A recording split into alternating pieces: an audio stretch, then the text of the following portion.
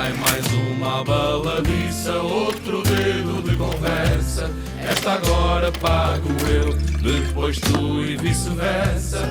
Dedilhando a campaniça, são 10 cordas de saudade. Olá, olá, sejam bem-vindos a uma nova Abaladiça. Venham daí, venham visitar e ver aqui hoje uma nova história. Eu sou o David Pereira, sou coach de carreira e empreendedorismo. E hoje temos connosco, e antes aqui de iniciar aqui as apresentações, dar aqui um agradecimento muito especial, mas hoje temos aqui connosco o Luís Diogo. Luís, como é que estás? Bem, vamos ver, vai ser intenso. Já deu para perceber pela introdução que vai ser intenso, vai ser bom. Ok, temos aqui uma nova abaladiça, não sei se sabes qual é que é aqui o conceito da abaladiça. Abaladiça é um termo alentejano, as minhas raízes são alentejanas e então eu tinha que proporcionar aqui algo que fosse também da minha infância e das minhas raízes, sendo que hoje estou a viver no Porto, mas as minhas raízes, um bocado do meu coração está no Alentejo, e então daí a baladiça, e a baladiça é nada mais, nada menos, e já tivemos aqui um convidado, penso que tu conheces, do seu nome João Mafra, e que foi ele, fazendo aqui a ponte também, foi ele que me deu aqui o teu contacto e que fez aqui o intercâmbio, e obrigado aí João Mafra também por esta oportunidade. Mas a baladiça nós estamos aqui tranquilamente e estamos a beber aqui o nosso copo, ok? Hoje estamos aqui a beber Coca-Cola, mas podíamos estar a beber uma outra bebida qualquer, mas a conversa está boa e está fluida, e então pedimos uma bebida e dizemos sempre que é a última, então pede aí à baladiça, que é a última para irmos embora, mas já está tão bom a conversa e o ambiente está propício, e então ficamos tipo 1 hora, 2, as que forem preciso, e é sempre à baladiça, é sempre a última. Boa, não conheço a expressão, mas conheço o sentimento. Boa, bora lá provocar então. Muito bem. Hoje temos cá connosco aqui, fazendo aqui uma apresentação, e obrigado por estares aqui em casa connosco também e dar aqui uma perspectiva. Temos o Luís Diogo, e apresentando também aqui aos meus olhos quem é o Luís Diogo, eu também já te vou inserir aqui alguma pergunta para te dizeres, apresentaste também, que eu gosto de saber e gosto de ouvir também a outra pessoa. Mas o Luís Diogo, aos meus olhos, é um rapaz, um miúdo, um homem espetacular, em que eu conheci, tive a oportunidade incrível de assistir a uma palestra no CCB para 1500 pessoas, em que fiquei fascinado e fiquei mesmo maravilhado, e daí esta oportunidade de ser fantástica, mas fiquei maravilhado pela atitude, sabes? A atitude que tu tens, muito da tua mentalidade, porque a atitude é quando tu demonstras o que é que vai aqui dentro, o que é que tu pensas, e eu fiquei fascinado e eu pensei, eu tenho de falar com aquele rapaz, custa o que custar, não sei se vai ser hoje ou amanhã, e surgiu aqui esta oportunidade fantástica de nós juntarmos aqui o útil ao agradável e de experienciar aqui e aprender também contigo, beber um bocadinho do sumo que tu tens e da experiência e bagagem que tu tens, e aquilo que eu te caracterizo mesmo, aquela palavra é força de ação, a força de fazer.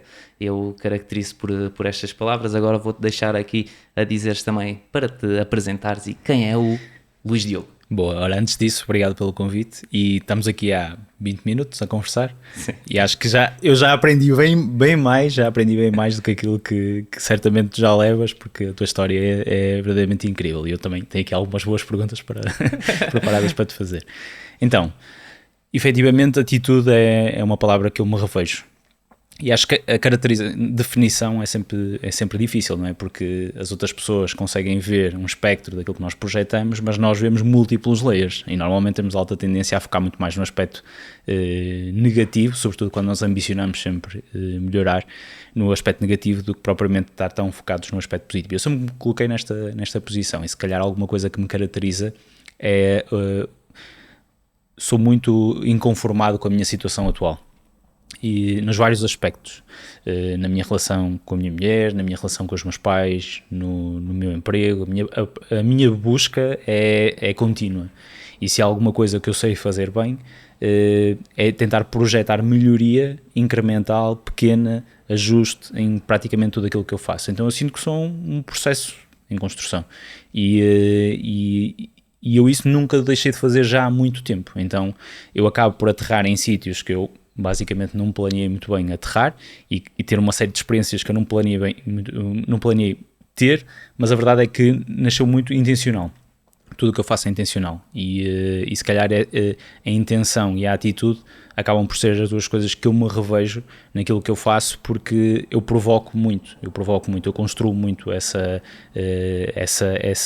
forma de estar, e depois reflete-se em intensidade, reflete-se na forma como eu defendo, porque eu projetei muito tempo a pensar daquela forma, a defender aquela forma que não é melhor nem pior, mas é dentro do meu contexto aquilo que eu acredito, e cheguei a uma fase da minha vida, que nem sempre foi assim, onde tenho a oportunidade de projetar, de viver um pouco aquilo que eu acredito. Então estou longe de onde quero estar, nos múltiplos níveis da vida, longe, estou numa busca ainda bastante intensa, mas sinto que estou a caminhar numa direção que eu estou super confortável, e então é eu sentir que a minha vida começa a entrar num ciclo onde eu estou contente com isso, onde eu estou feliz com isso. Começas a ficar confortável com isso. Eu pensei, e eu faço já aqui o paralelismo, e aqui tu costumas utilizar muito a palavra de Luís Diogo desconfortável. Eu lembro-me de tu na tua apresentação dizeres que eu sou o Luís Diogo desconfortável, e a malta ficou toda a olhar, 1500 pessoas, não é? Tipo, uau, então, e o que é que se passa aqui? O que é que aconteceu aquilo? Está desconfortável? Estás a falar para 1500 pessoas? E eu estava aqui a ver se tu dizias essa palavra, porque tenho curiosidade aqui. O que é o desconfortável para ti? Qual é a interpretação que tu dás a isso? É engraçado, porque a base que define eu me projetar como desconfortável é exatamente esta: é tu no desconforto tens que ter uma atitude, porque aquilo que te define não é o que te acontece, é a forma como tu reages a isso, e ao mesmo tempo tens que estar descontente com a tua situação atual, tens que ser inconformado com a tua situação atual, porque tu, para viver desconforto, às vezes ele é projetado externamente, mas se tu queres viver em plenitude, na minha perspectiva, tu tens que te posicionar muitas vezes no desconforto, e eu vivo muito bem no desconforto. Eu aguento níveis de stress alto, eu aguento níveis de risco alto, e quando eu digo risco não é só nos negócios, é em várias situações na vida, e eu provoco essa situação, porque eu sei que eu aprendo sempre alguma coisa, há sempre ali algum índice de melhoria, há sempre alguma conclusão associada, e eu durante a minha jornada, que foi dura, acho que aprendi a tirar prazer desse processo. Então muito daquilo que eu faço hoje é...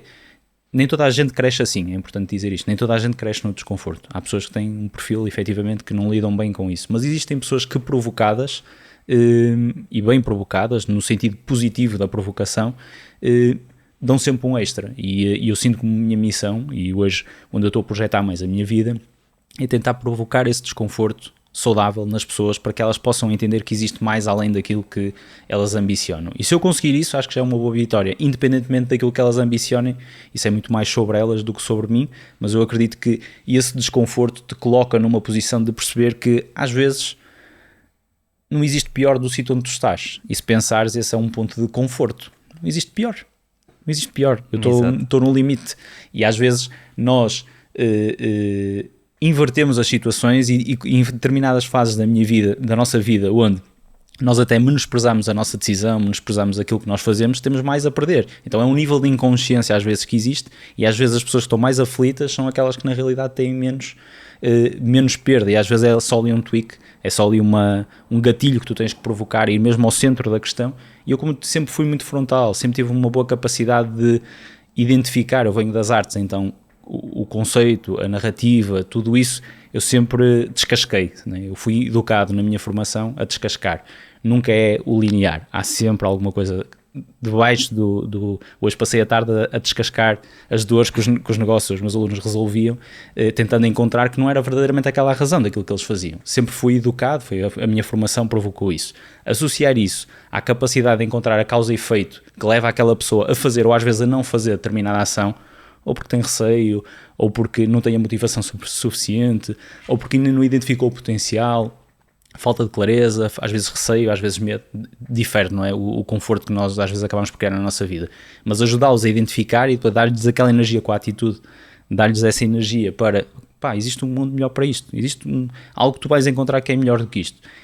E eu sempre o fiz, não numa visão quase que holística, quase que muito associada ao desenvolvimento pessoal, nunca o levei para essa ótica, é normalmente muito mais associada à componente mais prática. Então é essa simbiose, entre como é que eu provoco desconforto numa visão muito mais prática, que tu consigas pôr em prática uma micro-vitória e isso te gera um loop que tu depois fazes o teu caminho. Fantástico. Então é muito isso, e isso é a procura hoje, é uma provocação que eu faço a algo que eu me relacionei muito bem. Então o desconfortável foi quando eu olhei para mim, e eu partilhei isso lá na palestra, que era o meu maior defeito passou a ser o meu superpoder, como eu dizia lá. Ou seja, eu simplesmente canalizei quem gostava de se sentir desconfortável para poder evoluir.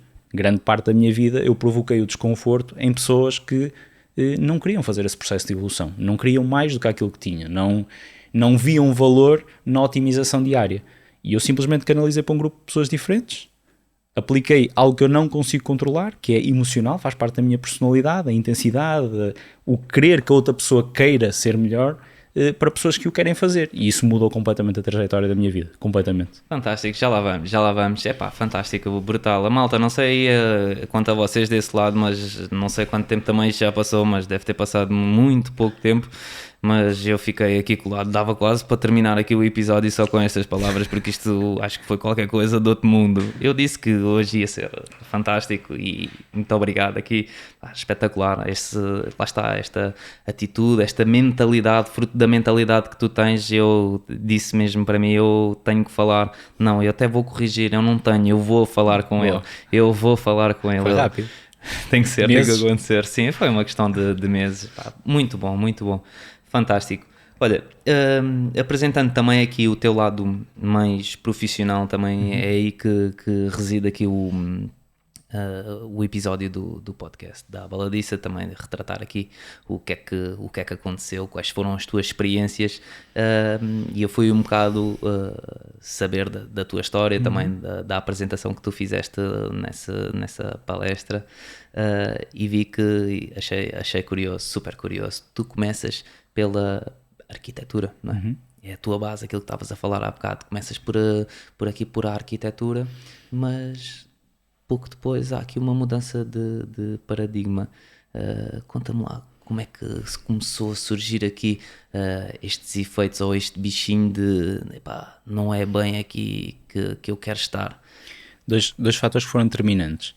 Um primeiro fator que aconteceu enquanto eu estava na arquitetura. Eu formei-me em artes, tirei arquitetura e naquela altura já tinha bastante ambição, já tinha feito um ponto de charneira na minha vida de querer ser melhor. Esse mindset já começava por existir e eu decidi trabalhar num sítio muito bom, provoquei essa situação e fui trabalhar e tive uma experiência incrível. Dentro da prática da arquitetura fiz coisas surreais mesmo, que estão ao dispor de oportunidades, estão ao dispor de poucas pessoas e eu aproveitei essas oportunidades e eu sempre canalizei onde é que está a minha oportunidade aqui dentro, além da arquitetura.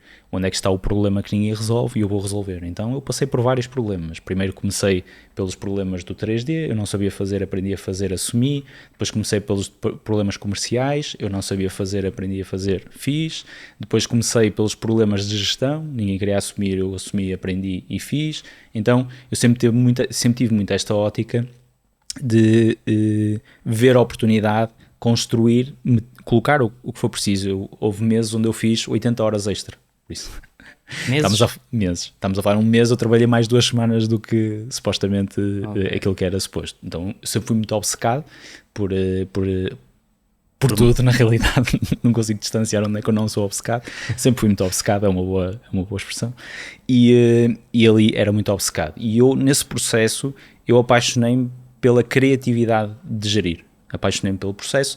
Aliás, aquilo que me apaixonava na arquitetura era a componente criativa, eu adorava a folha em branco, eu tive a oportunidade de desenhar muitas coisas do zero e eu encontrei isso na gestão.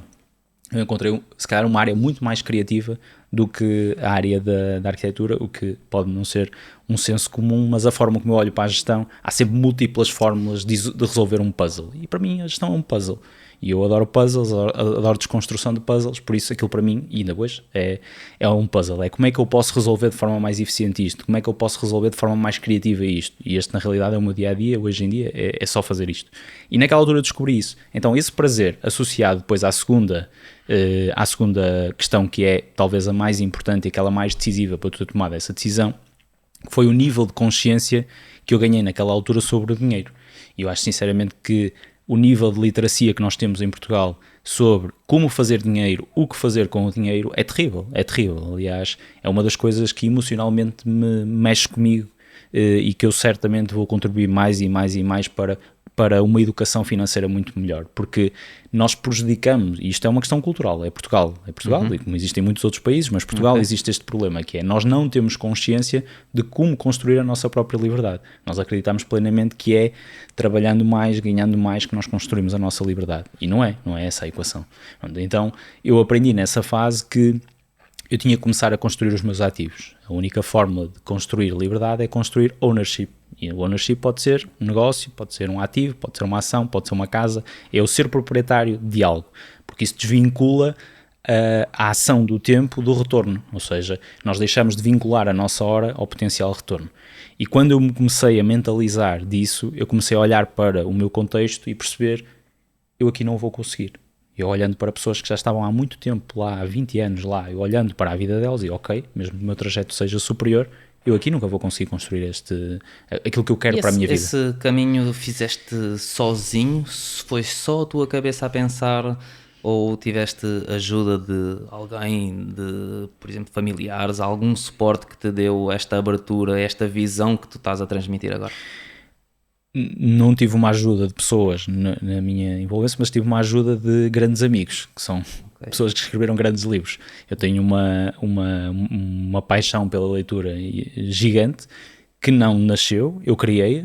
Eu falava que quando eu estava na arquitetura eu já tinha dado um processo de mudança na minha vida, que aconteceu anos antes, onde eu fiz uma mudança na forma como eu olhava para mim, e eu não lia, eu pesava imenso, eu não era bom em nada, e eu fiz um processo de introspeção muito acentuado naquela altura, e eu percebi que era medíocre, e isso incomodou-me muito.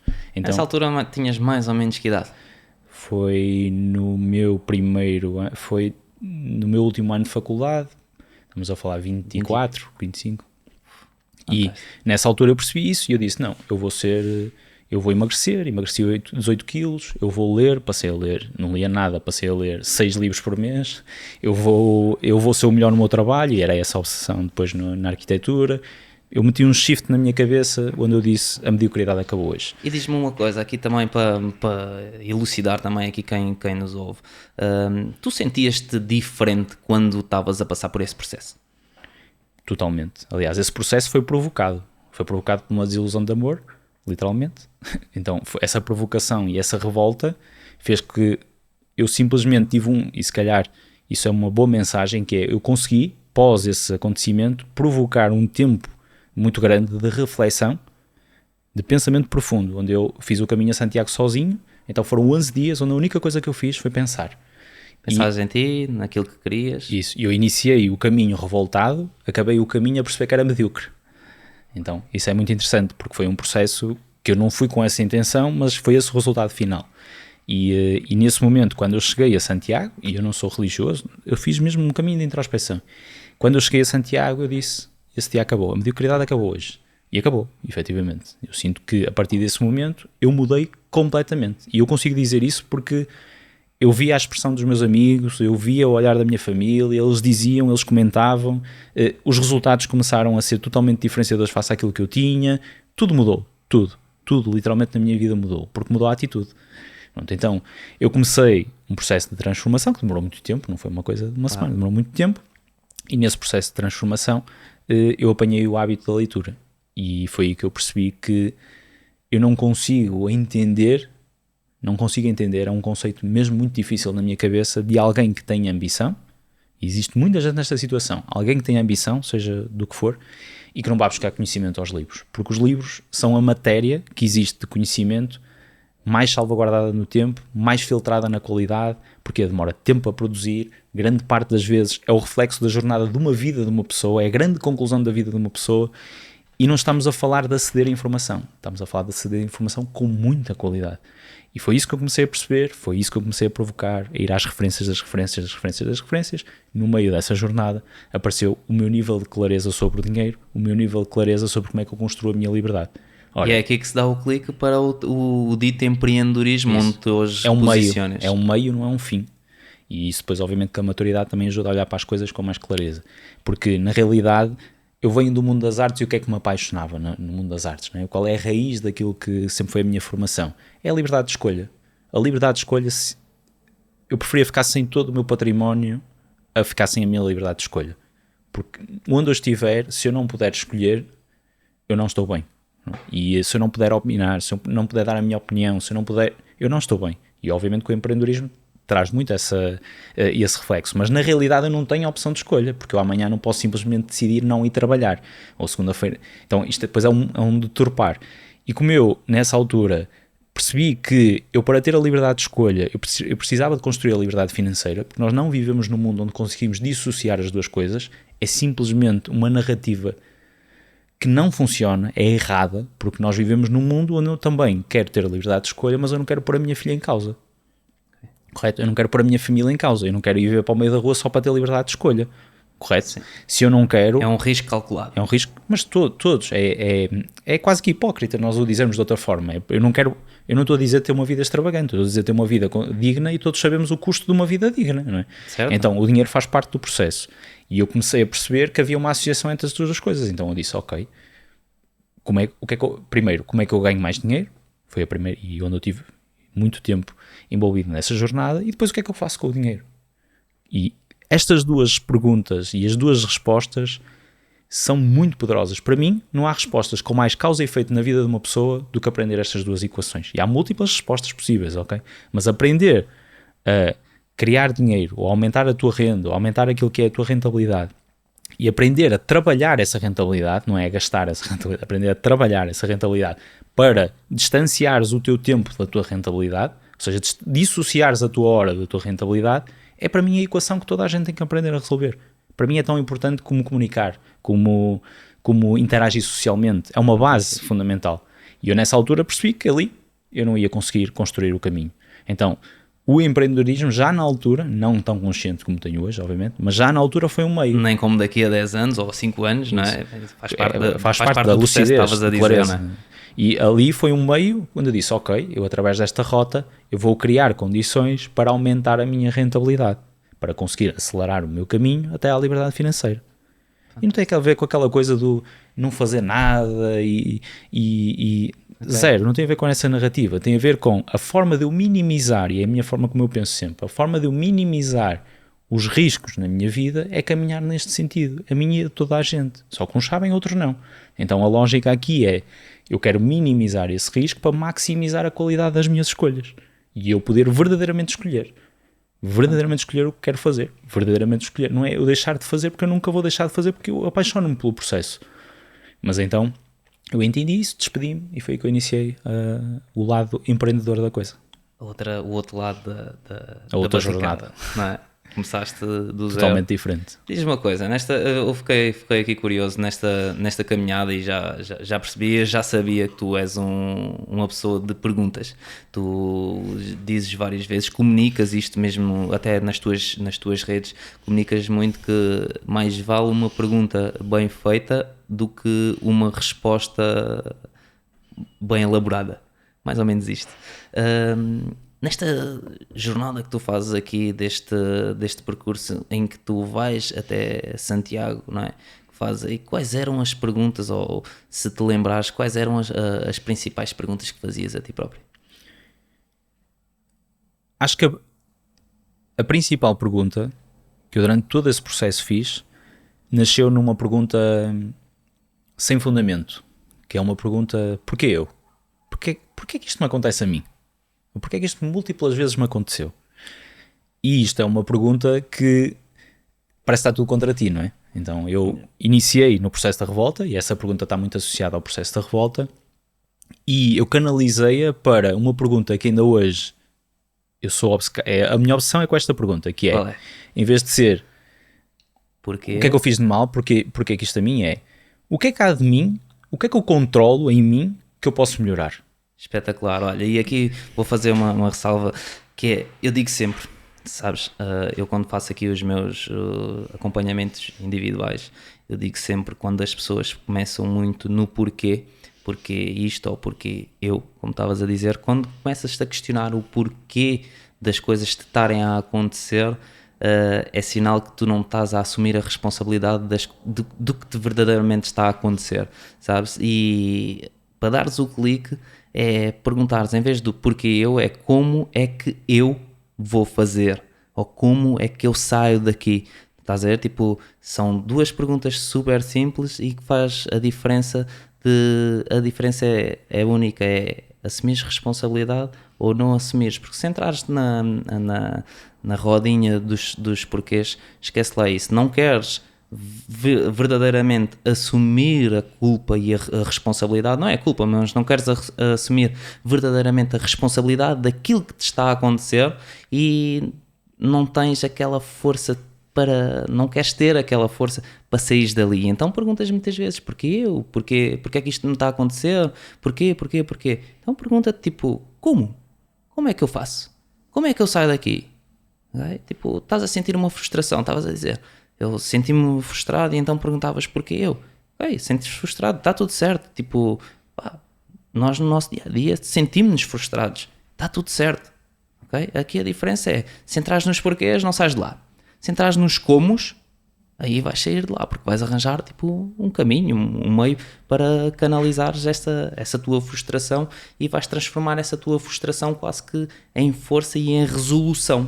É isso. E esse é o mindset que eu procuro provocar, porque a verdade é que é um direcionamento, é a forma como tu olhas para determinado problema que define efetivamente o resultado que tu tens. E as pessoas focam-se demasiado.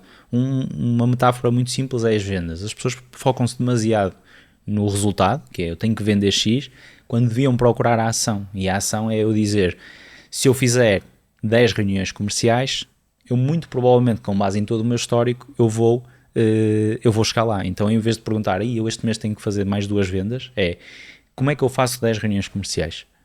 Independentemente se eu vou vender ou não vou vender. É a pergunta muda. E a pergunta muda completamente a trajetória. Eu tenho um exemplo muito interessante de um amigo.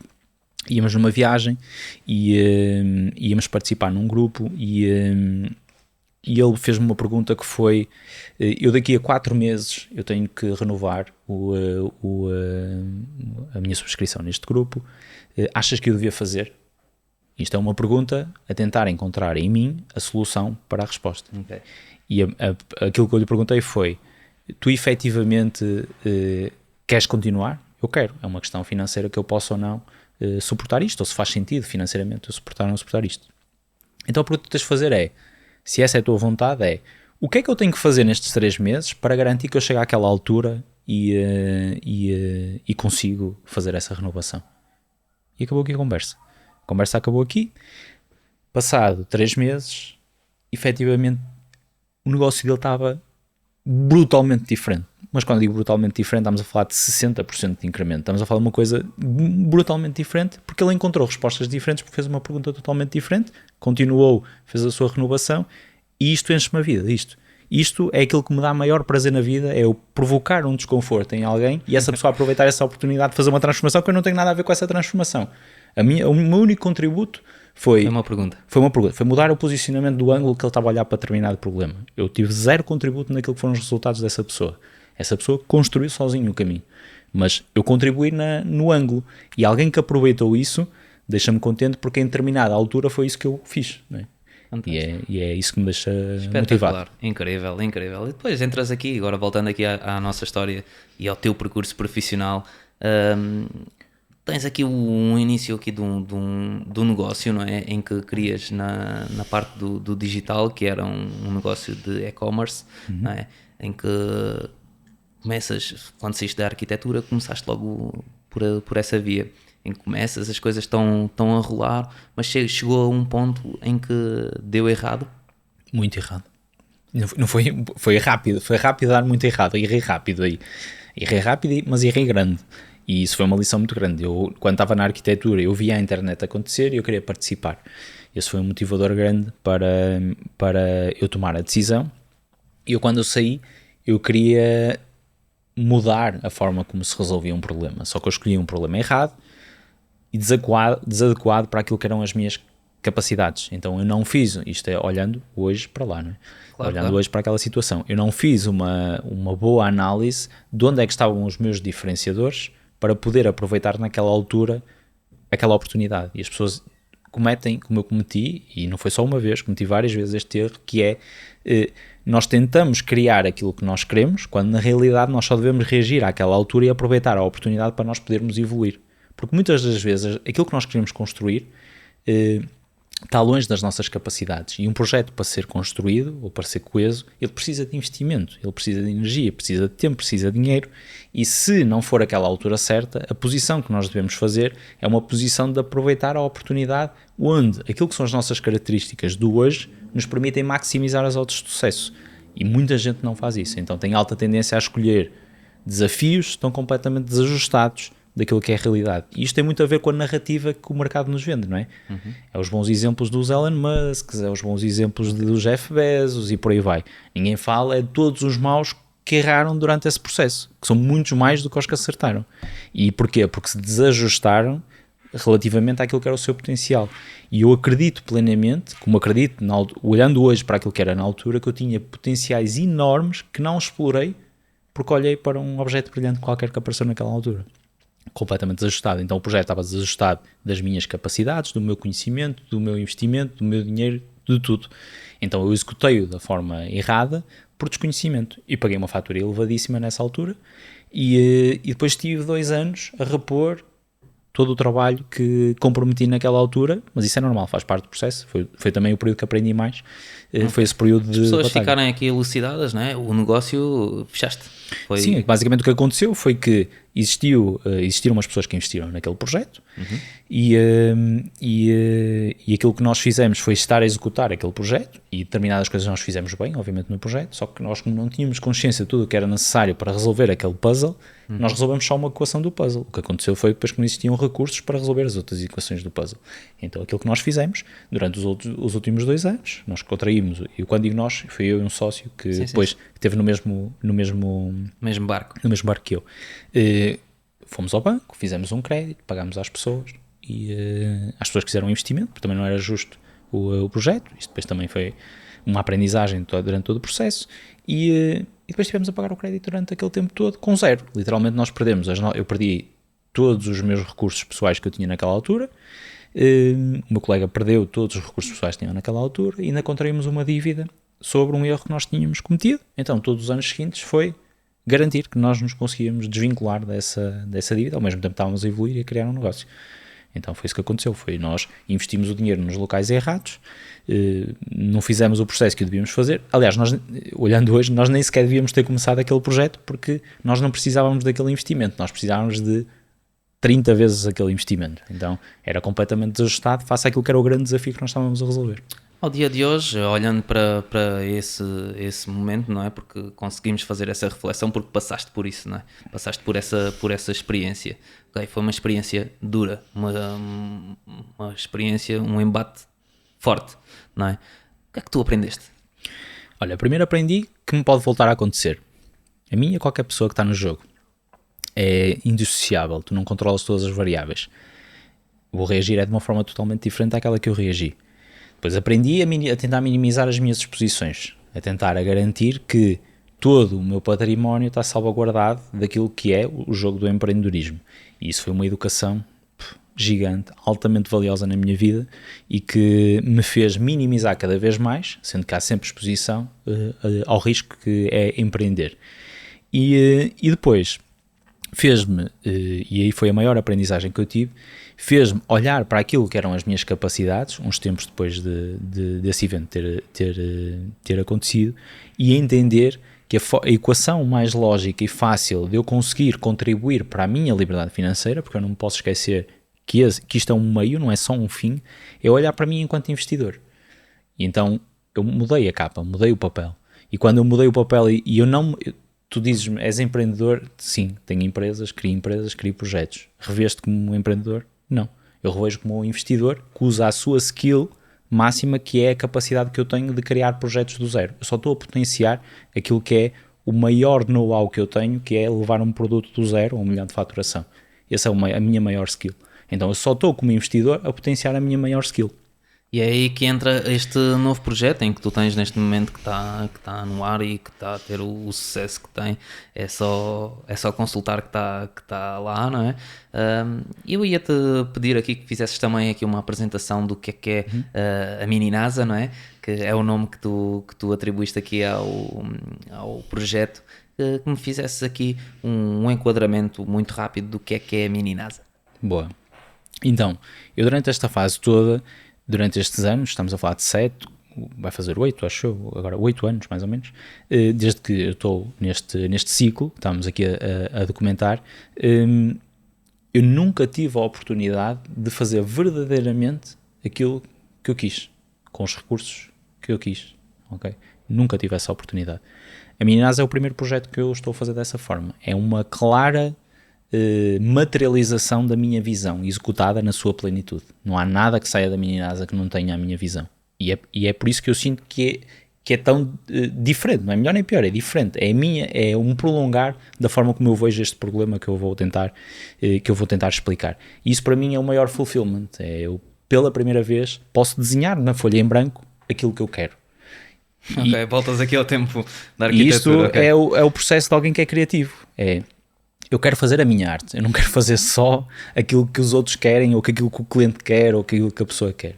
Então, essa é a primeira grande conquista, e ela surge numa fase muito posterior à própria ideia, à própria vontade, surge numa fase onde existiu a oportunidade de, ok, agora é se calhar o momento de começar a criar este projeto. E eu estou numa fase onde me estou a desvincular ao máximo de todas os compromissos todos que eu fui assumindo durante estes anos, os ativos e por aí fora. Estou a gerir, criar autonomia, desvincular-me, vender alguns ativos, estou a fazer todo esse trabalho para me conseguir centrar energias a isto que eu acredito que é o meu projeto nos próximos 10 anos. Okay? Não é o meu projeto para mim, é o meu projeto para os próximos 10 anos. Okay. E este projeto nasce de algo que foi uma bruta observação sobre onde é que estão as maiores aprendizagens que tu tiveste a fazer aqui durante este tempo todo. E são na realidade duas. Primeiro, o método que eu tive que desenvolver para os meus próprios negócios para eles funcionarem, e eu fui muito do buraco, fui muito do mãos na massa, e eu tive que resolver múltiplos desafios durante estes 8 anos, e eu percebi que eu nunca tinha materializado, monetizado essa minha aprendizagem, eu nunca tinha exposto cá fora essa aprendizagem, eu simplesmente a tinha acumulado para mim. Mas já tinhas identificado? Já sabias que tinhas essa... Sim, claramente, porque eu, apesar de não ter uma exposição externa, eu já participava num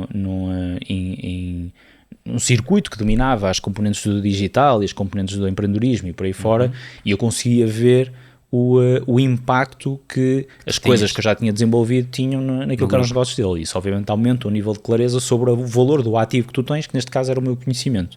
Então toda essa metodologia que eu fui desenvolvendo, para mim, eu percebi que era um ativo muito grande. A juntar esta dor e necessidade de eu querer que ninguém tenha que passar por aquilo que eu passei para entender que é um investidor e que não é um empreendedor. Então a Mini NASA é muito nestes dois objetivos, é tentar ajudar alguém a olhar para o potencial que ele já tem e não sabe, okay? E daí os serviços serem claramente aquele... E aí vais fazer aquele processo de descascar, não é? Descascar, a parte inicial do método é como é que eu encontro algo de valor que tu tens, como é que eu posiciono isso no mercado, e isso é uma oportunidade para aumentar a tua renda mensal, para isso ter um impacto direto na tua vida, é sempre esta a causalidade das coisas. Pegas nisso, crias um sistema previsível, e como é que tu consegues escalar isso de uma forma muito objetiva, simples, garantindo que dá lucro. Essa é a minha métrica de sucesso na Mini NASA, garantindo que dá lucro e que tu sabes o que fazer com esse dinheiro. Como é que tu ganhas mais dinheiro, como é que tu sabes o que fazer com esse dinheiro. E esse dinheiro tem que ter impacto na tua vida, é esse o processo, é essa a ordem natural das coisas. Então a missão da Mini NASA é criar uma infraestrutura de apoio, e não é de educação só. Aliás, existe um produto que não está cá fora, onde nós temos um acompanhamento individualizado, nós andamos literalmente atrás deles, para eles cumprirem as métricas, cumprirem os OKRs, tudo, é tipo a minha metodologia seguida à risca para eles garantirem que fazem o básico bem feito e que não andam atrás de objetos brilhantes, que é tudo aquilo que eu não tive.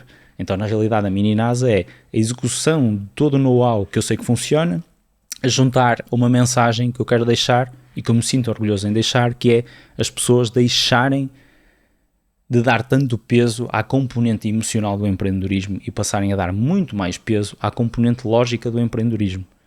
Porque a componente emocional do empreendedorismo coloca muita gente em maus lençóis. Então, se eu puder contribuir para isso, é isso que eu quero fazer com a Mini NASA, é esse veículo, ao mesmo tempo que estou a capitalizar e a construir atenção, para depois com essa atenção poder dar o resto do desenvolvimento ao projeto e construir isso como um leverage para mim, para conseguir continuar a construir o meu património, continuar a ter impacto na minha vida e ao mesmo tempo estar a deixar alguma informação que possa fazer sentido a alguém como eu lá atrás que iria gostar de receber essa informação. Fantástico, malta, eu não sei quanto a vocês, mas acho que está vendido, não é? Tipo, só não compra quem não quiser, não é? Acho que está aqui uma ideia fantástica porque tem a tua experiência, a tua bagagem, mas também tem aqui muita sabedoria daquilo que tu disseste logo no início, não é? A tua capacidade de ires procurar informação cada vez mais refinada, não é? Vais às referências das referências das referências e dá-te aqui o método para construires aqui este acompanhamento do 0 ao 1 milhão, foi assim que disseste? Não, essa é a fase, ou seja, é um estadio, porque as pessoas acreditam que os desafios do empreendedorismo são sempre os mesmos, e não são. Existe um desafio gigante no início, que é a validação da oferta, fundamental, o passo mais difícil, ainda hoje é o que eu tenho mais medo, é o passo mais difícil para validar, porque tem que existir a resolução de uma dor que já existe, ninguém cria dores, nós temos que identificar uma dor que já existe, criar uma oferta, e essa oferta tem que fazer sentido, tanto naquilo que é a resolução da dor, não é? Ou seja, levar alguém no processo de transformação, isso é que é a definição do negócio, é a pessoa tem um ponto A, e ela quer ter um ponto, a pessoa tem uma dor de garganta, e ela quer não ter uma dor de garganta. Isto é um negócio aqui no meio. Então, essa entrega é o mais difícil de validar. Quando validamos isso, a forma como repetimos isso é um jogo que eu domino muito bem, esse jogo eu domino muito bem. Na realidade, temos é que atrair a oportunidade, nutrir essa oportunidade, converter, então todo esse processo eu domino. Um segredo que existe aqui no meio é trabalhar um produto brutal. Eu sou um defensor acérrimo da qualidade e inclusive se calhar a coisa que eu internamente digo mais aos meus alunos é: o teu produto é um lixo, é lixo, porque se os clientes saem, alguma coisa está errada aí. Tens que ser muito mais ambicioso naquilo que tu fazes. Então qualidade, qualidade, qualidade. Eu próprio nos meus produtos em 6 meses ou 7 já evoluiu uma porrada de vezes, porque para mim esse é o ingrediente essencial para aquilo funcionar. Trabalhar os clientes que já estão, então todo esse ecossistema é algo que leva um negócio a faturar 1 milhão.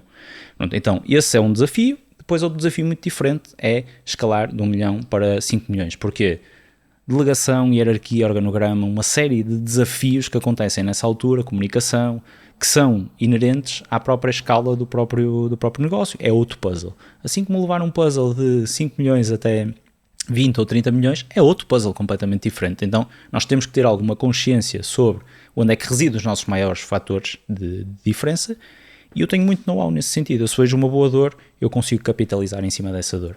Então, neste caso estou a educá-la, mas eu próprio estou muito atento sempre a essas dores, onde é que eu posso entrar, onde é que eu posso investir, para efetivamente conseguir... Ok, porque também fazes o teu próprio investimento com os negócios que essa é tu apoias. Sim, essa é a razão central da Mini NASA. Eu consigo educar alguém, ajudar alguém, ter uma boa mensagem, uma mensagem poderosa, construir atenção, para eu receber os melhores negócios do meu lado, segundo a minha própria metodologia, onde eu posso efetivamente contribuir e investir, e obviamente que, sendo isso interessante para ambas as partes, eu posso investir, contribuir e tenho ali um ativo que é inerente ao meu tempo, que segue uma metodologia que eu já sei que funciona, porque eu consigo escolher num pool de bons negócios. Porque o foco não é crescer, o foco é criar bons negócios. E Qualidade. Cuidado, porque o foco é criar um negócio que gere liquidez, que gere rentabilidade, que consiga gerar dividendos. Essa é a visão, esse é o foco, e eu nunca vou defender uma metodologia de escala com investimento externo para grandes projetos. Nunca vou ambicionar para aí, porque primeiro não é a fórmula que eu domino, segundo não é as características que eu procuro, porque isso é um risco demasiado elevado para o compromisso, que neste caso são anos da tua vida que tu tens que fazer, para uma coisa que pode ou não acontecer, quando tu podes gerar lucro todos os anos e crescendo, reinvestindo, retirando dinheiro e ao mesmo tempo estás a construir um ativo que tem valor no mercado. Então este tipo de mensagens, que são coisas que as pessoas têm que entender, sobretudo quando assumem o risco do empreendedorismo, eu acho que isto não é senso comum. Não é partilhado, não é? Não é partilhado. Não tens esta informação. As pessoas tomam a decisão sem este nível de consciência e eu acho que é isto que nós temos que provocar. Porque É por isso que estás aqui hoje. Boa. É uma das razões pelas quais eu me provoco esta situação, para poder conseguir passar um pouco esta mensagem das pessoas entenderem como fazem dinheiro da forma mais lógica e minimizar o risco, sendo que existe sempre risco no investimento, mas minimizá-lo ao máximo que conseguem, e depois entenderem que o dinheiro é uma causa e efeito e o que elas fazem com esse dinheiro é tão ou mais importante do que a forma como elas ganham. E eu venho a este registro de conversas, partilhas, e além de me dar um gozo enorme, porque eu falo do que gosto, eu estou aqui no meu playground, literalmente, mas além disso é tentar provocar um bocado esta mensagem, porque eu sinto que tenho que contribuir, como muita gente que tem este conhecimento tem que contribuir, para evoluirmos a literacia financeira deste país, porque se isto não acontecer, eu, a nível secundário, sou prejudicado, toda a gente é, a minha filha vai ser prejudicada, porque a economia funciona como um todo. E o ideal é quando todos sabemos gerar valor, quando todos sabemos monetizar esse valor, quando todos sabemos gerar riqueza, gerar património, o país fica melhor. Basta olhar para os Estados Unidos e ver o nível de literacia que eles têm.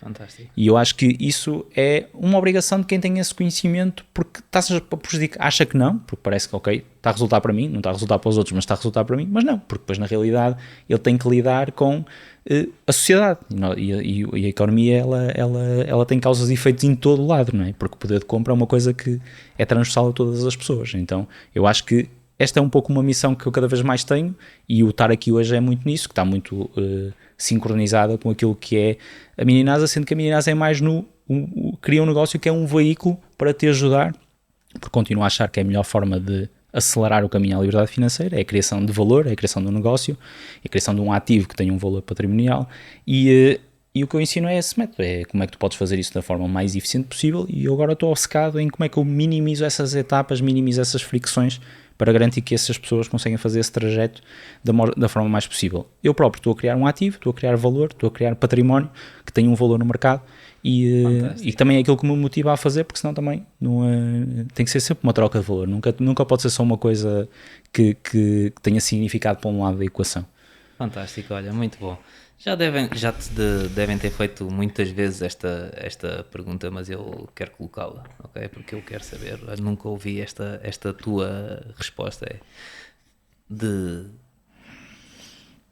tens um negócio em que deu errado, okay? Retiraste, já disseste aqui qual foi a aprendizagem que retiraste de lá, mas levas ali um soco no estômago gigante, e agora a forma como tu apresentaste esta evolução que estás a ter, porque a evolução não para, só para quando tu quiseres, como é que fizeste, ou como é que reagiste, qual foi o procedimento que houve no Luís Diogo para se levantar deste soco no estômago e chegar até ao dia de hoje?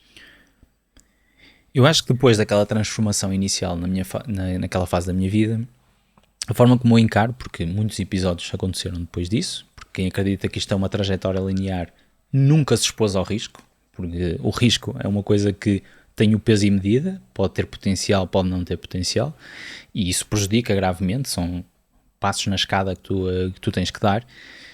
Eu sempre fui muito de reação depois dessa fase, então na realidade eu nunca olhei para o que me aconteceu, porque eu já estava com aquele mindset que provoquei naquela altura, ou seja, aquela provocação de mindset que aconteceu naquela altura foi algo que eu replico todos os dias, eu simplesmente sigo a mesma atitude. Então nessa altura, primeiro eu tinha a circunstância física, a relatividade física que existia, que era, eu não tinha dinheiro, ponto. Por isso a necessidade, né, cria a capacidade de eu ter que me mexer. E depois, além disso, existia algo que eu não estava disposto, nem estou disposto a fazer, que é o nível de independência que eu tinha conseguido. Eu saí de casa cedo, era um objetivo pessoal que eu tinha, nada, os meus pais são incríveis, eu simplesmente queria poder escolher, não é? Então eu escolhi sair de casa, e uma coisa que eu não estava disposto a fazer era voltar para casa e voltar a depender dos meus pais, sempre, porque foi algo que me deixou orgulhoso quando eu consegui construir o meu próprio caminho. Então isso era o a salvaguardar, era eu poder pagar uma renda, era o que eu tinha que salvaguardar naquela altura, e eu digo isto muitas vezes, eu senti uma liberdade como eu não sinto hoje. Eu, naquela altura, eu literalmente senti que passei uma fase incrível da minha vida. Porquê? Eu não podia baixar daquilo, não havia pior do que aquilo a nível financeiro, não havia pior.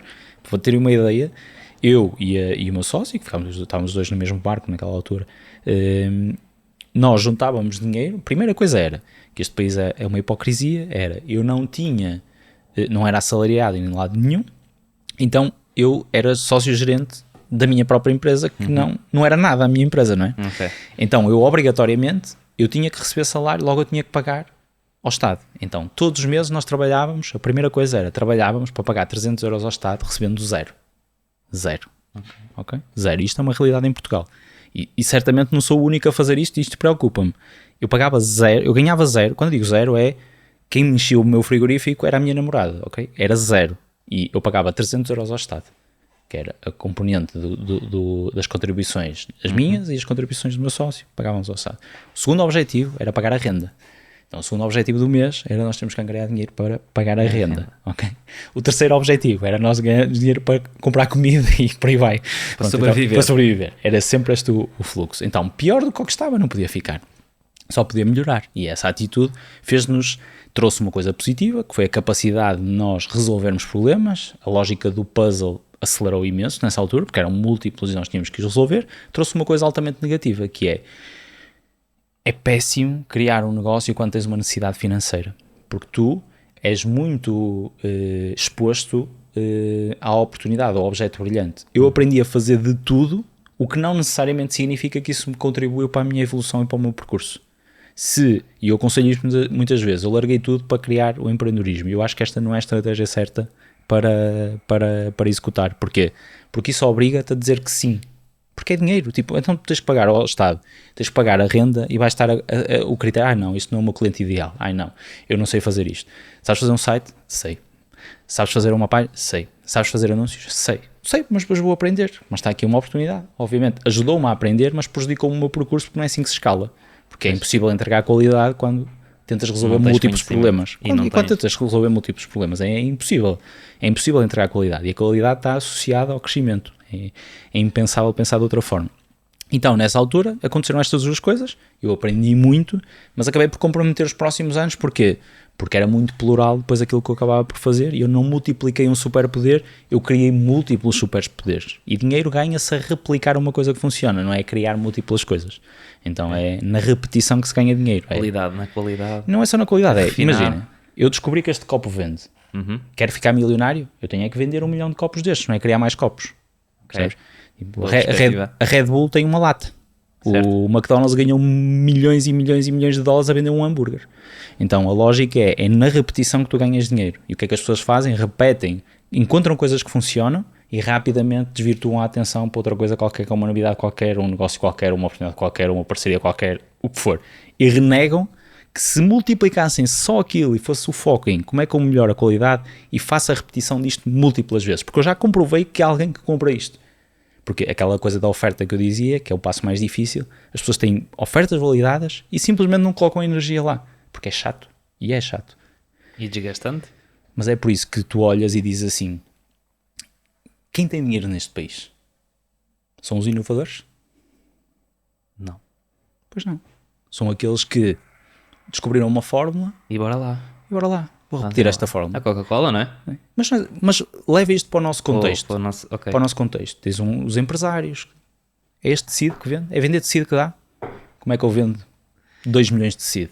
Como é que eu vendo 10 milhões de tecido? Como é que eu vendo 100 milhões de tecido?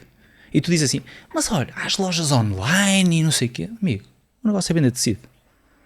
E a estimulação que nós estamos provocados hoje em dia, através da dispersão da informação e a facilidade de acesso, é o nosso maior inimigo neste momento. Fantástico, espetacular. Porque as pessoas acreditam que têm que inovar. Há uma frase muito boa do Warren Buffett onde ele diz: concentra para gerar riqueza, diversifica para protegê-la. O que é que nós fazemos? Diversificamos para gerar riqueza. Errado. Concentra. Não interessa assim muito a ideia que tu tens. Só tens que validar uma. E como é que eu faço isto milhares de vezes? É só esta a pergunta que tens que fazer. Com mais qualidade. Fantástico. E é aqui que começa o conceito de O 1% todos os dias. É aqui que vem este clique do 1% todos os dias em ti? Vem porque eu fui uma pessoa brutalmente exposta. Pela minha sede e obsessão e informação, eu fui muitas vezes exposto a muita novidade. E eu deixei-me levar sempre. O meu maior inimigo foi o objeto brilhante, de longe. Então, sempre que eu tive sucesso na minha vida, foi quando eu me foquei em colocar energia em coisas que funcionavam e eu só fazia pequenos incrementos. E isto muito associado à minha própria vida. Não há nenhuma grande equação que eu consiga dizer, porra, isto foi grande decisão na minha vida. Eu não consigo identificar.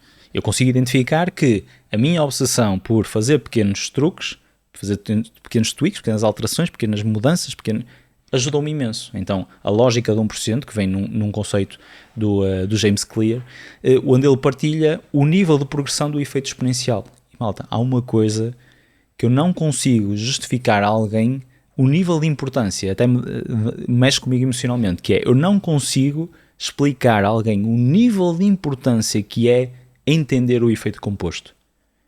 Eu sei que é um nome chato, é um nome técnico, parece... Malta, por favor, se me estão a ouvir, dediquem 2 horas da vossa vida a entender o efeito composto. Eu vou tentar dizer isto de outra forma. O Einstein, provavelmente o maior gênio do século passado, dos maiores génios que já esta humanidade alguma vez teve, referiu-se ao efeito composto como a 8ª maravilha do mundo.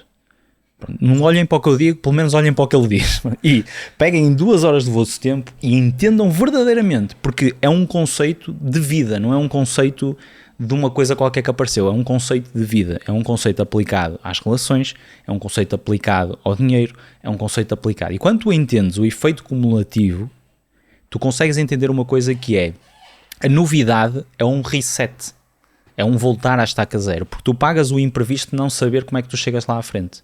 Então, se tu pensares, os negócios resultam porque é o efeito cumulativo das boas decisões.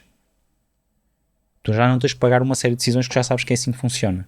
Okay. Então, o efeito cumulativo dessas decisões aplicam-se no efeito exponencial, que é o tal efeito composto, que é a lógica do investimento, que é porque é que eu vou conseguir a liberdade financeira? Eu vou conseguir porque se eu investir 1000 euros por mês, 500 euros, 100 euros, o que for, ao longo de X tempo, eu vou acabar daqui a 40 anos com um capital 6, 7, 8 vezes superior àquilo que eu investi, independentemente da taxa de rentabilidade. É só o efeito cumulativo do tempo. E as pessoas não estudam isto, então não beneficiam quando não há clareza, não há intenção. Então, isto é aplicado aos negócios, é aplicado à vida, à relação, que é como é que uma relação aumenta de valor, de intensidade, de relação e de nutrir. É nutrir no efeito do tempo. E tu dizes assim, o que é que fez eu gostar desta pessoa desta forma? Foram todas as ações durante muito tempo que tu fizeste, até aquele momento, sim, que gerou um nível de relação. Por exemplo, eu noto que eu estou claramente em efeito exponencial com a minha filha. Todos os dias gosto mais dela. Dizerem-me a mim que o nível de sentimento que eu tinha quando ela nasceu era elevado, é errado. Nem é igual, nem era elevado. Eu não sequer nutria carinho por aquela pessoa que estava a acabar de conhecer. Certo? Mas lá está, aqui também é a questão de tu dedicares, não é? Neste caso da tua filha, tu dedicares a tua energia, não é? o teu tempo, não é? E fazeres este 1% de ações todos os dias repetidamente, que isso vai fazer com que tu exponencies. Agora já estou a ter um ganho que é muito superior ao investimento que eu já fiz nessa relação. Fantástico. E a diferença que existe entre o investimento e este potencial retorno que eu estou a receber agora é o efeito cumulativo do tempo, porque há um efeito multiplicador. Porque se eu investi 100 euros este ano, correto? Cheguei ao fim do ano e ganhei 10%. Eu no próximo ano, mesmo que não investisse nada, vou investir 110, não vou investir 100. E as pessoas não entendem que isto, no tempo, é exponencial, não é linear. E as relações é assim, e os negócios é assim. Então, é tudo. Tudo é assim. Então é por isso que é um conceito que não é facultativo, é obrigatório. É um conceito obrigatório, porque muda a tua perspectiva sobre as coisas. E nos negócios o meu maior erro foi não ter aplicado este conceito.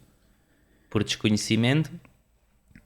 Por estimulação, por imaturidade, por não estar preparado para controlar hábitos, não estar preparado para fazer o básico, não estar preparado para aceitar que eu não preciso de ser um gênio para saber fazer dinheiro. estar exposto a pessoas que são outliers e são 0,0000001 daquilo que é o caminho para o sucesso e para a riqueza financeira, isto na ótica profissional. Eu só estou exposto aos Elon Musk, só estou exposto aos outliers, que não são a regra, não são o padrão. São fora exceção, não é? Quando devia estar era exposto à sabedoria de quem faz muito dinheiro à nossa volta. As pessoas não têm consciência que estamos na Maia, eu ando aqui 10 km e tenho pessoas a fazer 100 milhões, com 30 milhões de lucro todos os anos. Quem são essas pessoas? Pois. Estou no café, à tua frente, todos os dias. É. O que é 30 milhões na vida de qualquer pessoa? É aquilo que elas quiserem. Exato. Pronto, então a lógica não é que elas quiserem, obviamente que não estou a dizer que o dinheiro compra tudo, é aquilo que elas quiserem provocar. Se tiverem consciência e se souberem fazer, conseguem criar um estilo de vida para eles, para a família deles, onde eles consigam estar todos juntos, consigam, enfim, gozar a vida e por aí fora, fazer tudo aquilo que a vida nos consegue entregar. E eu acho que esta falta de percepção que eu tive na minha vida foi o maior erro que eu cometi, claramente de longe, foi não ter mantido durante mais tempo a fazer uma coisa chata e a repeti-la no tempo. E obviamente costumam dizer que não é um arrependimento, mas eu sinto que é. Eu sinto que podia ter acelerado aquilo que era o meu objetivo se eu efetivamente tivesse controlado o meu impulso. E hoje falávamos dos telemóveis e por aí fora. Os telemóveis é uma decisão concreta para eu bloquear impulsos. Porque eu tenho que entender onde estão as minhas fragilidades. E é uma coisa tão simples. É simples. Os estímulos acontecem quando tu não estás à espera. Eu não vou ao WhatsApp no telemóvel porque aquilo me vai estimular quando eu não tenho que ser estimulado. Eu entro no meu YouTube... Mas és tu que controlas, aí é que é. Aqui lá está a criação destes hábitos, não é? É muito a nossa capacidade ou a falta dela de nós percebermos que nós controlamos a nossa vida, não é? Tu controlas as tuas ações.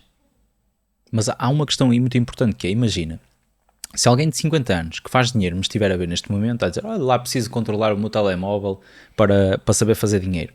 E esta é que é a diferença, é que nós nascemos numa geração totalmente distinta e o nosso cérebro, ele está programado para dedicar poucas frações de foco a qualquer coisa, que é um conceito que eles desconhecem. Eles tiveram que se adaptar à tecnologia. Claro. Nós nascemos na tecnologia. Sim. E nós, dissociar a tecnologia da nossa vida hoje em dia é colocar-te como um anormal na sociedade. Certo, és diferente. És diferente. Uhum. Então... aquilo que eles não tiveram que superar, mas eles tiveram os seus desafios, ok? Eu estou a alertar para aquilo que são os nossos. Aquilo que é a nossa dificuldade neste momento e aquilo que vai ser o ativo mais valioso no futuro, tenho a certeza que vai ser o foco. Porque é o mais difícil da nossa geração controlar. Porque a facilidade de acesso a tudo é gigante. E a forma como tu até descartas, não é? Tipo, é rápido, tudo é rápido neste momento, não é? E então a tua capacidade... Mas o valor não está associado à velocidade. Exato. O valor está associado à constante. E essa é a grande dificuldade. É que o facto de eu aceder rápido não significa necessariamente que eu estou a construir valor. Porque se eu estou a ser rápido em múltiplas coisas, eu não estou a inserir constante em nenhuma delas. E o nosso tempo é finito. Aí é igual. Eles tanto tinham 24 horas como nós tínhamos. A grande diferença é que nós ocupamos as nossas 24 horas numa estimulação sem precedentes, o que nos dificulta a capacidade de foco que nós temos. Então, não é possível construir valor sem estar obcecado por aquilo que tu estás a fazer.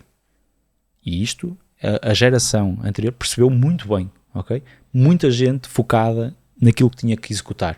E como não existia essa estimulação, a rota era muito mais simples. Temos que entender que eles, para acederem à informação, tinham que andar muito mais, tinham muito mais fricções, não era tão imediato como hoje em dia.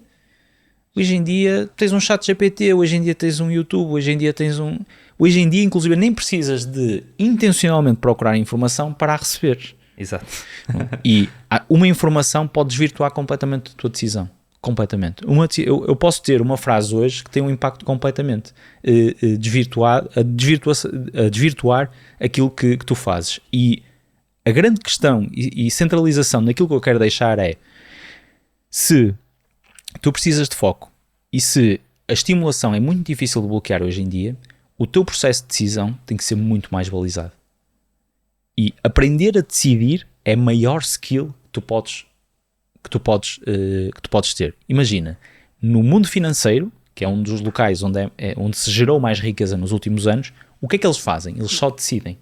O que é que eles aprenderam? A decidir melhor. O que é que o Warren Buffett faz todos os dias? Decidir. Mas ele decide 99,9% o que não faz e 2, 3 vezes por ano decide aquilo que vai fazer. Então esta lógica de que aprender a decidir bem vai-te fazer dar mais nãos do que sims, faz com que eu me sinta confortável em estimular. Porque se tu sabes bloquear o estímulo, tu podes absorver essa informação.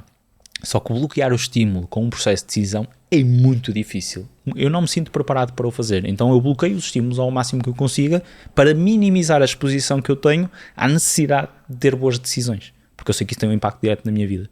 Fantástico. E eu não estou disposto a perder todo o tempo que eu já injetei naquilo que resulta e a dispersar. Há uma causalidade grande na minha curva de crescimento com o número de nãos que eu disse. Há uma causa. Eu sei que já muita gente diz isto, mas a lógica associada a isto é: há muito mais estímulos, logo vai haver sempre muito mais nãos do que sims que tu vais ter que dizer. E manter-se no mesmo sim durante muito tempo é brutalmente difícil. Sobretudo quando vês... É o maior desafio. Quando vês pessoas a ter vidas muito plurais, muito diferentes, quando vês pessoas a terem caminho, tu dizes o quê? Porra, eu também podia ter este caminho. Só que no dia seguinte vai aparecer outro. E tu vais dizer, pô, este também é interessante.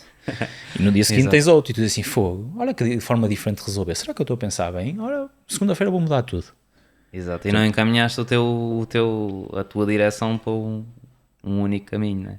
E ficas disperso. E tu, por exemplo... E não sais do mesmo sítio. Exatamente. Porquê? Porque tu és estimulado e tu tomas decisões que te impactam anos da tua vida num curto espaço de tempo.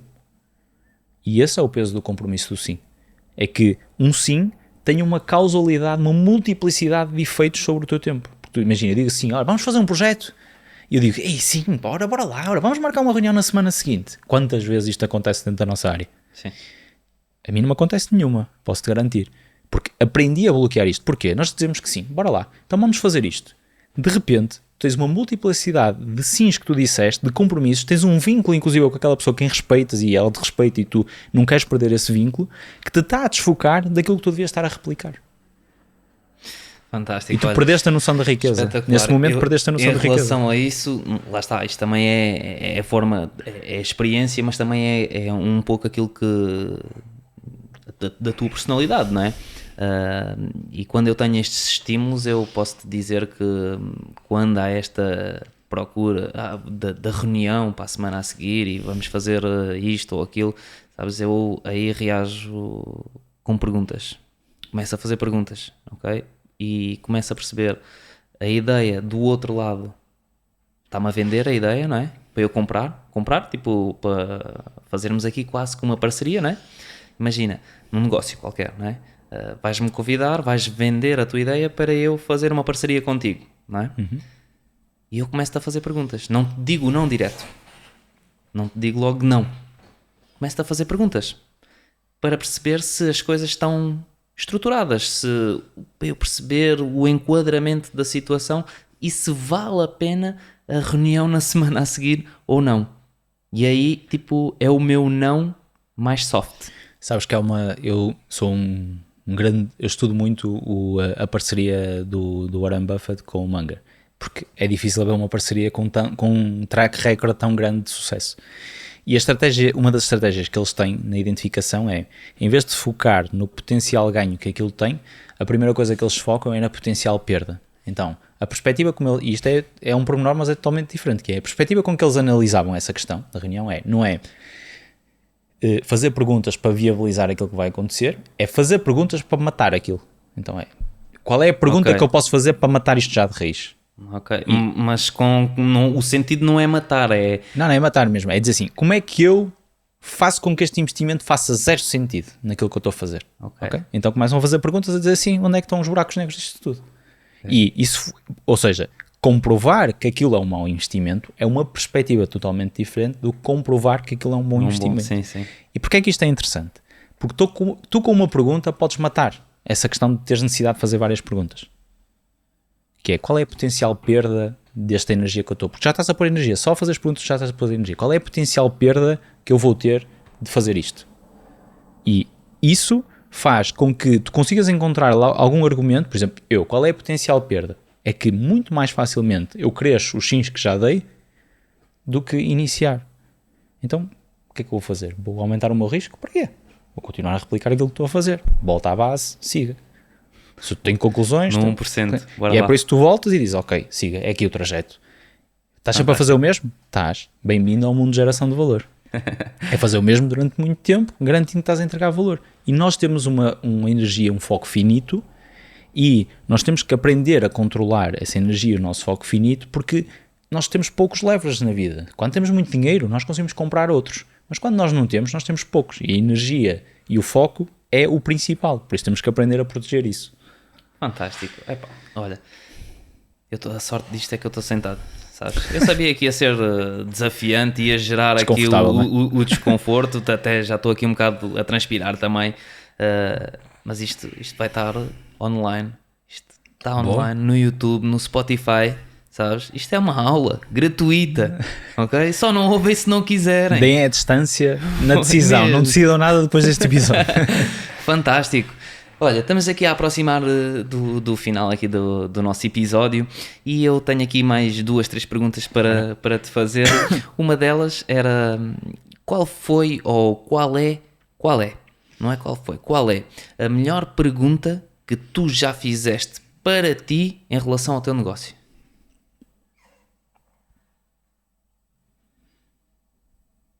És um homem de perguntas, agora, não é?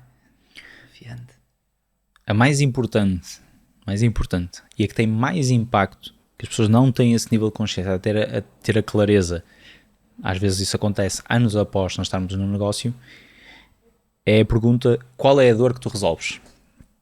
E esta pergunta, toda a gente que tem um negócio tem que a ter com muita clareza, só que é muito difícil, sobretudo se não aceitares uma resposta medíocre, obviamente. Mas porquê é que esta pergunta é importante? Porque nós tendencialmente escolhemos dores erradas, nós escolhemos dores péssimas, nós escolhemos às vezes dores onde nem sequer existe capacidade da pessoa pagar para a resolução daquela dor. Às vezes nós estamos a construir um negócio, nem sabemos que dor é que nós resolvemos. E porquê é que esta pergunta é interessante? Tu vais a um médico, correto? O que é que te faz ir a um médico, normalmente? Tens uma dor, claro, correto? Qual é que é o primeiro processo que um médico, que é quem vai resolver essa dor, que é o papel do empreendedor, não é? Eu estou aqui para resolver a tua dor, tu pagas-me a mim, eu gero-te valor para te resolver essa dor, não é? Eu não precisava de uma chávena de café se eu não quisesse beber café. A dor é eu preciso não me queimar. É por isso que a lógica das chávenas sem a pega, para mim faz sentido, cujo único objetivo daquela é o não me queimar. Mas para isso dava uma discussão de 2 horas. Então a lógica é, eu vou ao médico, chego ao médico e a primeira coisa que ele faz é um diagnóstico. Certo. Correto? Ele quer identificar se a dor que eu trago, porquê? Porque ele tem muita clareza sobre qual é a dor. Qual é o próximo passo do médico? É prescrever a solução, correto? Certo. Um negócio é a prescrição de uma solução de um ponto A a um ponto B, de uma dor específica a um ponto B. E as pessoas não têm consciência disso e complicam. Eu estava numa conversa com uma pessoa que segue a newsletter, nós fizemos lá uma atividade onde basicamente eu dei o meu tempo a quem partilhasse a newsletter e eu falei com uma pessoa, foi muito interessante essa conversa, porque projeta a importância disto que estamos a dizer. Essa pessoa estava-me a explicar que aquilo que fazia era trabalhar no bem-estar de outras pessoas e mulheres com baixa autoestima, pronto, toda aquela linga-linga que supostamente tu tens que ter. E aquilo que eu perguntei foi, qual é a dor que tu resolves? E ela tentou, fui super agressivo, qual é a dor que tu resolves? E ela, eu ajudo mulheres a controlar aquela ação compulsiva de não conseguirem parar de comer. E eu, então essa é a dor. Tu ajudas mulheres que não conseguem parar de comer. Boa. O que é que diz na tua biografia do Instagram? Ela abriu, foi ler. Não dizia nada bem-estar. Não consegues parar de comer? Chegaste ao sítio certo. Agora pensa, o que é que tu fazias o que é que tu fazias? Eu não estou a dizer que tínhamos que usar esta linguagem, mas claramente é isto que tínhamos que comunicar. Porque é para quem tem esse problema, se identificar e dizer, ok, eu cheguei ao sítio certo. E agora, qual é a lógica? É, como é que eu ajudo esta pessoa a ir do ponto A ao ponto B? Como é que eu a ajudo a primeiro acreditar que é possível parar de comer? Depois, como é que eu a ajudo a garantir que ela consegue controlar esse efeito? E a seguir, como é que eu a ajudo a garantir que nunca mais vai ter esse problema? Pronto, isto é um negócio. Isto são 3 ofertas. Isto é possível de resolver. E a clareza de identificar a dor, que conteúdo é que ela tem que falar? Tem que fazer com que as pessoas se sintam normais, tem que fazer com que as ajude a ter pequenas vitórias na jornada de conseguir controlar esse impulso. Tudo fica fácil, tudo fica claro quando tu tens uma consciência sobre que dor é que resolves.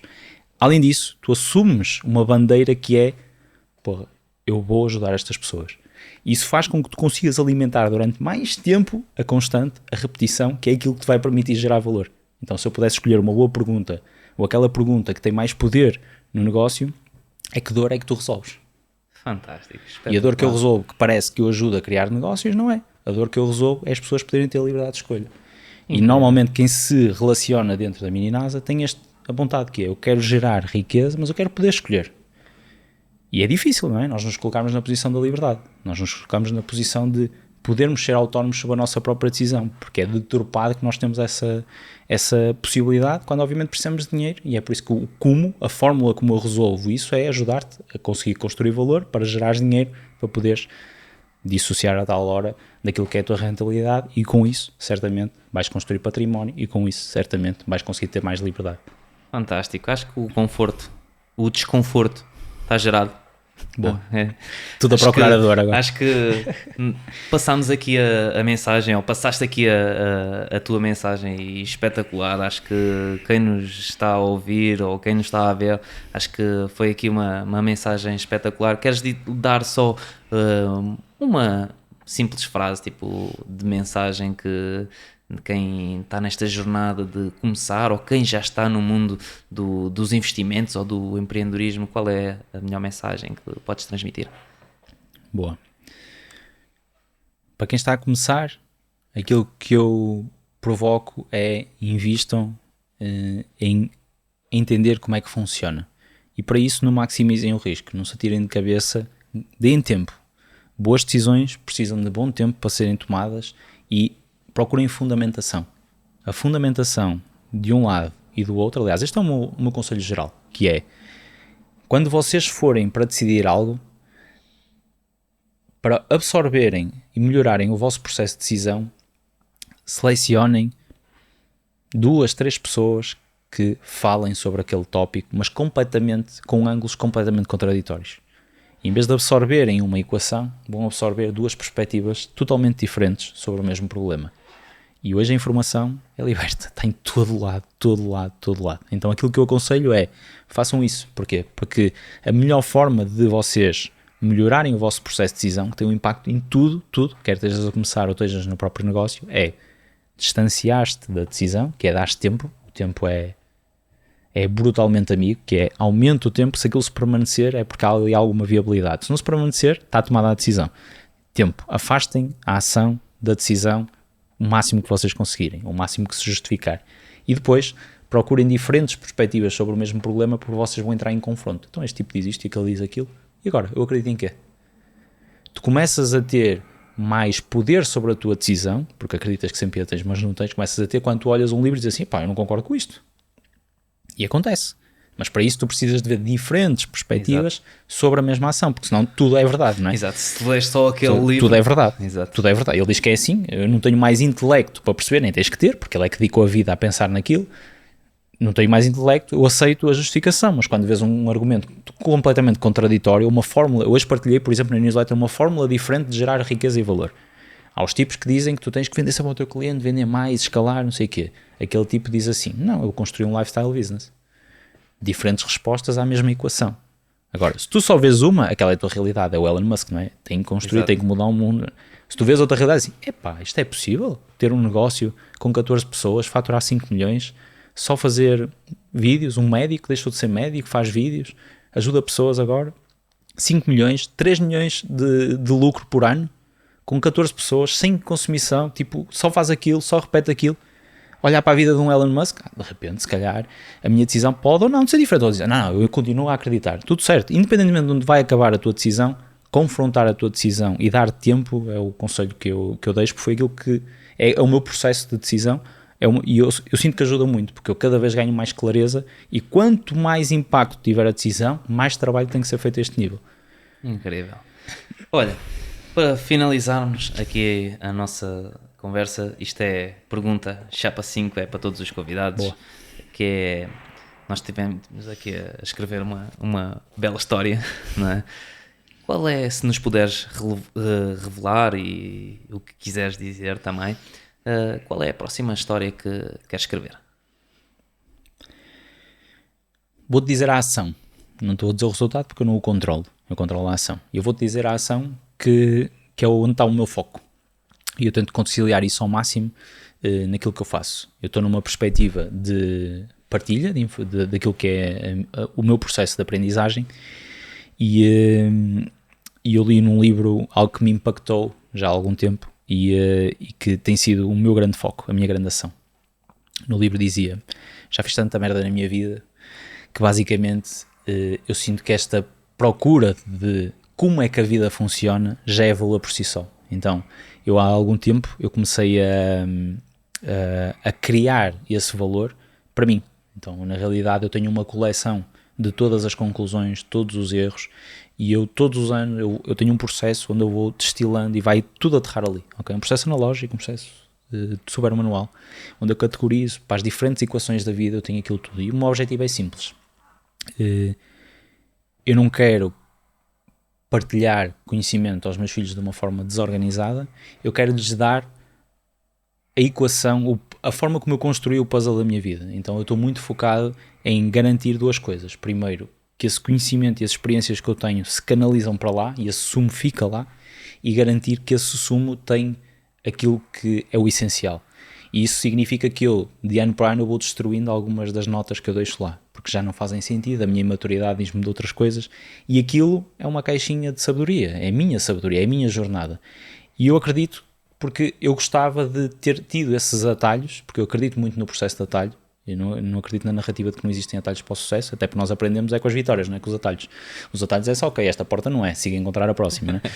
Mas eu acredito muito nisso e acredito que se há alguma coisa que eu possa deixar aos meus filhos é que ao mesmo tempo é o que eu já estou a fazer externamente, estou a transpor um pouco desse conhecimento para fora, é como é que eu resolveria este puzzle? E ele não vai fazer como eu o faria, mas tem ali uma informação que o vai fazer olhar para o mesmo problema com uma perspectiva diferente, se ele obviamente o quiser. E é esse o meu foco, é essa história que eu estou a escrever. Fisicamente estou a escrever a história onde eu estou a deixar esse conhecimento para garantir que eles não tenham que passar pelo desconhecimento que eu tive que passar sobre determinadas coisas, que tiveram um impacto brutal na minha vida. Não foi fácil, não foi fixe, não foi prazeroso, não tenho orgulho nenhum das fragilidades, das dificuldades, não tenho orgulho nenhum nesse processo. Fez quem eu sou, correto, mas eu preferia ter evitado isso tudo, ter mais tempo com os meus pais, ter mais tempo com a minha mulher, porque na realidade é isso que eu levo. E o contributo que eu vou dar é tentar inserir ali um máximo de perspectiva individual, de ensinamentos que às vezes é só uma provocação. Exemplo, a que eu partilhei hoje era, se um dia, está escrito no papel para eles lerem, se um dia alguma vez pensares ter um negócio, equaciona a possibilidade de desenhares um negócio lifestyle business. E expliquei o que era um negócio lifestyle business. Pronto. No dia que ele tiver um negócio, ele que olhe para ali vai ter uma provocação que eu demorei 8 anos a ter essa provocação. Espetacular. E isso é onde eu estou focado, não é uma história, não é um resultado, é uma ação e eu estou muito motivado por continuar a meter valor ali. É por isso que a minha vida perfeita seria estudar, canalizar conhecimento para ali e escrever. Era isto que eu faria todos os dias, se pudesse escolher, e quando puder escolher, que eu vou poder escolher, é isso que eu vou fazer.